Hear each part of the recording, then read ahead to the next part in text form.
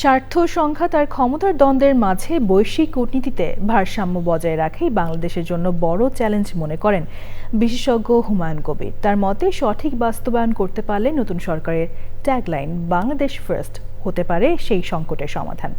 সাবেক এই কূটনীতিক বলেন, নিজেদের প্রয়োজনে সম্পর্কের মাত্রা নির্ধারণ করতে হবে। পান্থু রহমান জানাচ্ছেন বিস্তারিত। বিকাশ পেমেন্টে 10,000 টাকার বেশি অফার, শপিং চলছে তো। কূটনীতি পরিবর্তনশীল, সময় ও প্রয়োজনের ওপর অঞ্চলভেদেও যা ভিন্ন।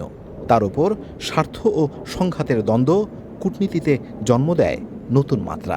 রাশিয়া ইউক্রেন কিংবা ইরানের সঙ্গে যুক্তরাষ্ট্র ও ইসরায়েলের যুদ্ধ যেমন বদলে দিয়েছে এই সময়ের বিশ্বচিত্র।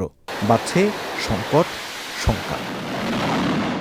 বর্তমান বৈশ্বিক পরিস্থিতিতে কূটনীতিতে ভারসাম্য ধরে রাখাই গুরুত্বপূর্ণ বলে মনে করেন এই বিশেষজ্ঞ।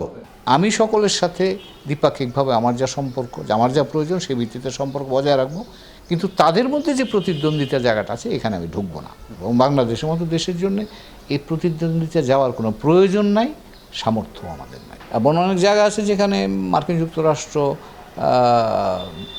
বিনিয়োগ করতে বা সহায়তা করতে আগ্রহী নয়, যেমন ইনফ্রাস্ট্রাকচার। আমি সেখানে চীনের সহায়তা নিতে পারি। আমরা ইতিমধ্যেই তো ডিসাইড করে রেখেছি যে আমরা সামরিক বিষয়টাকে আমরা ডাইভার্সিফাই করব। তা আমরা চীনের কাছ থেকে কিনি, আমরা মার্কিন যুক্তরাষ্ট্র থেকে কিনবো, তাহলেই তো হলো। ক্ষমতাধর দেশগুলোর সঙ্গে ভারসাম্য রক্ষার পাশাপাশি আঞ্চলিক শক্তি বাড়ানোর তাগিদও দেন সাবেক এই রাষ্ট্রদূত। সার্ক এমন একটা কাঠামো যেখানে 8 জন সদস্যেরই প্রত্যেকেরই এখানে মতামত দেওয়ার অধিকার আছে এবং প্রত্যেকেরই সেখানে ভূমিকা পালন করার আছে, এবং সম্মিলিতভাবে যতক্ষণ পর্যন্ত আমরা এই সিদ্ধান্তে না আসতে পারি ততক্ষণ কিন্তু এই সম্পর্কিত কোনো সিদ্ধান্ত বাস্তবায়ন করাটা চ্যালেঞ্জ হিসাবেই থাকবে। তার মতে প্রয়োজনের ওপর ভিত্তি করেই কূটনীতি সাজানো উচিত। আমার সক্ষমতার উপর নির্ভর করে ব্যবসা বাণিজ্য করতে হবে। পান্থু রহমান, চ্যানেল আই, ঢাকা।